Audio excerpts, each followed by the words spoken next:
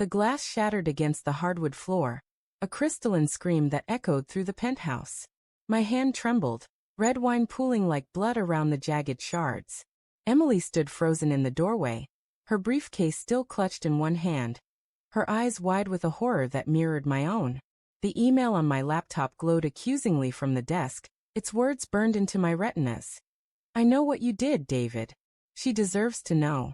My wife's gaze flicked to the screen, and in that fractured second, I knew the life we'd built was crumbling. The air in our Manhattan apartment felt thick, heavy with the scent of her jasmine perfume and the metallic tang of my fear. 20 years of marriage, 2 decades of shared dreams, now teetered on the edge of a single damning truth. I wanted to speak, to explain, but my throat was a desert, my tongue a traitor. Emily's voice, when it came, was a low, trembling blade. "David, what is this?"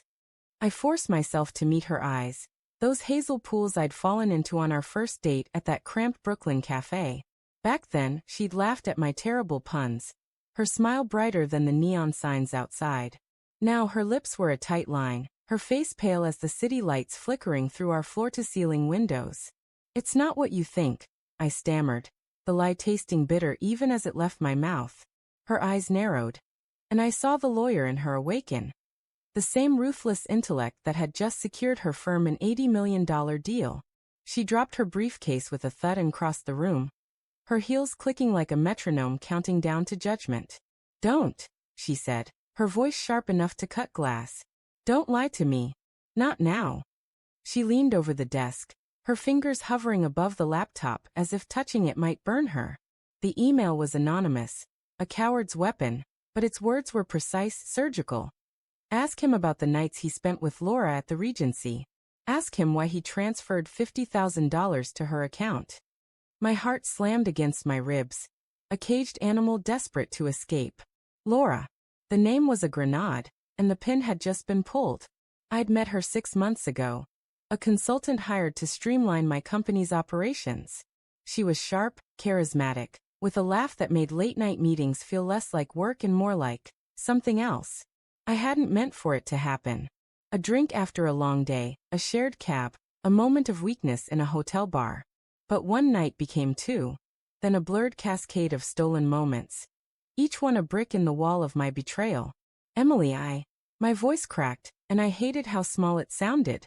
She didn't look at me, her eyes locked on the screen, scanning the words as if they might rearrange themselves into something less devastating. I wanted to tell her it wasn't love, that Laura meant nothing, that it was a mistake born of stress and ego and a fleeting need to feel alive. But the truth was uglier. I'd chosen those moments, savored them, even as I lied to myself that I could keep them separate from the life I cherished. $50,000? Emily's voice was a whisper now, but it carried the weight of a scream. "You gave her money?" She turned to me, and the betrayal in her eyes was a physical force, pinning me to the wall. I wanted to explain. The money wasn't a gift, it was a desperate attempt to buy Laura's silence after she'd threatened to tell Emily everything. But how could I say that without admitting the affair? How could I confess that I'd paid to protect a lie, only to have it explode in my face?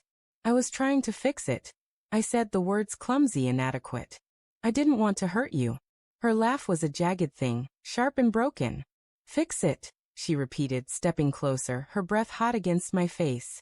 "You think throwing money at your mistress fixes this? You think lying to me for months fixes this?" Her voice rose, each word a lash, and I flinched, not from her volume but from the raw pain beneath it. The room felt smaller now, the walls closing in as the city's hum droned outside. Taxis honking, distant sirens, the pulse of a world that didn't care about our unraveling. I remembered the early days, when Emily and I would stay up late, plotting our futures over cheap wine and takeout. She'd been a junior associate then, scrappy and ambitious, while I was building my tech startup from a dingy co-working space. We'd promised each other honesty always. How had I let that promise decay? "Tell me everything," she said, her voice steady now, a prosecutor demanding the truth. I sank onto the couch, my legs unsteady, and the story spilled out in fragments. Late nights at the office, Laura's flirtations, my own weakness. I told her about the hotel, the guilt that gnawed at me every time I came home to her smile. The panic when Laura demanded more than I could give. Emily listened, her face a mask, but her hands trembled, betraying the storm inside. When I finished, the silence was suffocating. She stood by the window, her silhouette framed against the glittering skyline, and I wondered if she was imagining a life without me. I trusted you, she said finally, her voice so soft I barely heard it. I built my entire world around you and you, she trailed off, her shoulders shaking. I wanted to cross the room, to hold her, but the distance between us felt like a chasm. Then she turned, and her eyes held something new. Not just pain, but resolve. I got the deal today, she said, almost to herself. $80 million. I was going to come home and celebrate with you. Her voice broke, and she pressed a hand to her mouth, stifling a sob. But you were celebrating with her, weren't you? No, I said too quickly, desperate to claw back some piece of her trust. It's over, Emily. I ended it. I swear. But even as I spoke, I saw the doubt in her eyes, the realization that my words were just another layer of deception. She didn't know about the final twist, the one I'd discovered only hours before the email arrived. Laura had been working with a competitor, feeding them my company's secrets. The $50,000 wasn't just hush money, it was her price for betrayal, a betrayal that mirrored my own. I opened my mouth to tell her, to confess that my mistake had cost not just our marriage but my company, my legacy. But before I could, she spoke, her voice cold and final. I'm filing for divorce, David. The words hit like a physical blow, stealing my breath. She picked up her briefcase, her movements deliberate, and walked toward the door. You'll hear from my lawyer. The door closed with a soft click, a sound more final than any scream. I stood alone in the wreckage of our life, the laptop still glowing, the wine still pooling on the floor. And in that moment, I realized the true cost of my secrets. Not just the loss of Emily, but the loss of the man I thought I was.